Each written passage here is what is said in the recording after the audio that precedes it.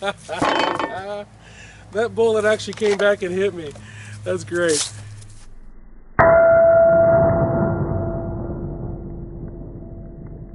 I love it.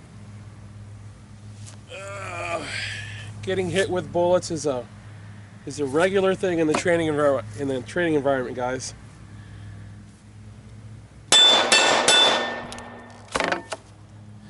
Hey guys, Abner Miranda here. Recently, I went to a class with Tactical Defense Institute in West Union, Ohio. At this class, it was a handgun 4 and 5, and at this class we spent a lot of time in low light, no light, force on force, in the live fire houses. One of the things that I absolutely know, because I've done a lot of low light, no light training, and by the way guys, the reason I'm saying low light and no light, there really is a big difference between low light and no light. And please don't make me explain that, because it's kind of obvious what the difference is. Those are two different worlds. In a low light environment, as a private citizen, if you're in that environment, you can survive that environment a lot easier than you think you can. The no light environment is even better, because no light, just take off. Guys, just take off. If there's no light involved, bail out, right? You're not a cop. You don't have to hunt anybody down, just bail out. Several years ago, I walked away from the bazillion lumen tactical lights, and I know that once again on this video, all of you little tactical toddlers are going to come out with your, yeah, well I won my 1,000 lumen light. Shut up. Shut up. You people drive me nuts. These are Protac 1Ls from Streamlight.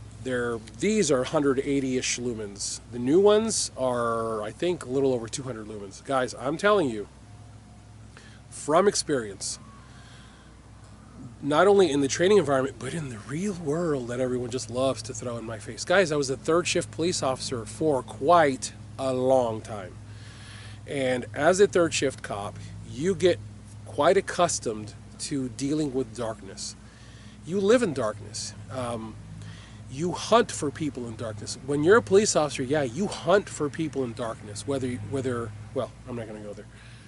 Very seldom did I ever activate a light as a police officer, even when I was issuing command.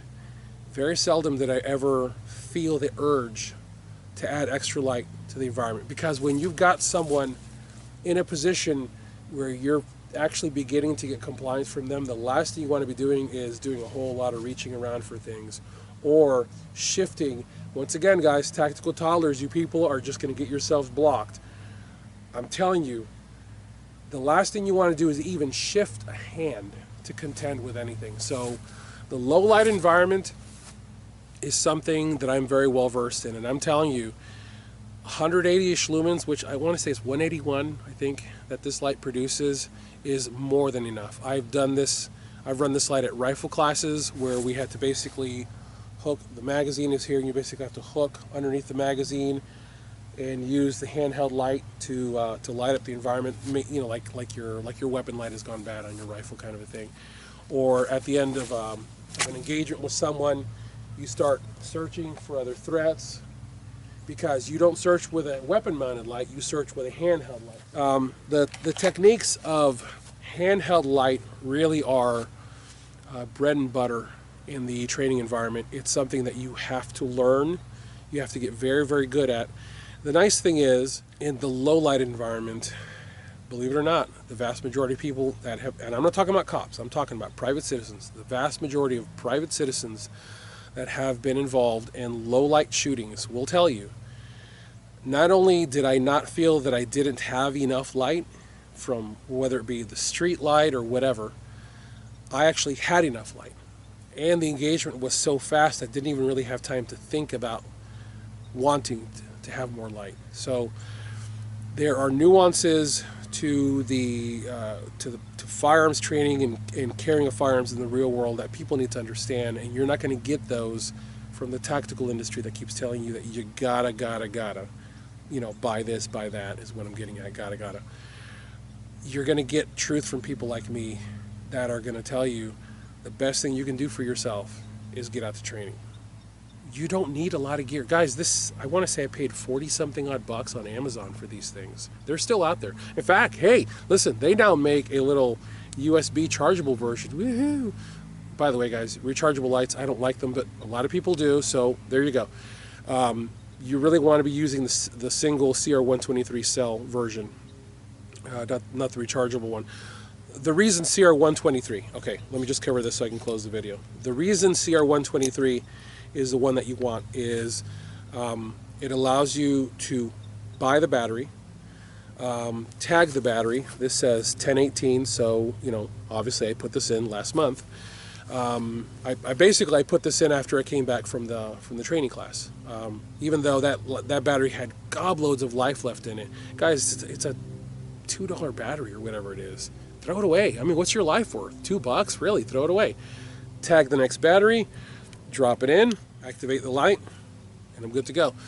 The reason I like CR123s is this. The CR123 battery is the equivalent of 2 AA's, and yet it weighs less than 1 AA. Also, because it's lithium as opposed to alkaline, the power curve is very rectangular in nature, meaning that when the battery is activated, the power level ramps up, it runs near the end of its life, and then it just sort of tapers off and it drops off. Whereas alkaline batteries, AA's, tend to have more of a parabolic curve to their power output. So you're going to get more consistent light out of a CR123 battery, out of a small light like this. I've seen a lot of stuff. I've got a stack load of night training that I can prove to you that I've had. So I'm telling you from experience, you don't need a bazillion lumen lights. You really don't. Would it be nice to have one? Yeah, but you can't live comfortably with a really, really big light. And many times, these guys who claim, oh yeah, I carry my light every day. Really? Okay. Be honest with yourself, because when I go to training, and I do a lot of training, and I talk with some of these people, you can tell what equipment is going to be, you can tell what equipment is being carried regularly and what equipment is not being carried regularly. When equipment is being carried regularly, the edges of the equipment begin to turn silver from the constant rubbing, from the occasional dropping. This light is carried, you can also see on the front bezel, it's also turning silver too from the constant exposure to the denim of my blue jeans, because it sits right here in the coin pocket of my blue jeans. Make sure it's deactivated. Deactivate the light, which still keeps it waterproof. Slide it in, and it stays right there. I don't have to think about it. It's totally out of sight. So anyways, that's what I've got for you guys. The Protac 1L from Streamlight. They're available on Amazon. They're really easy to find.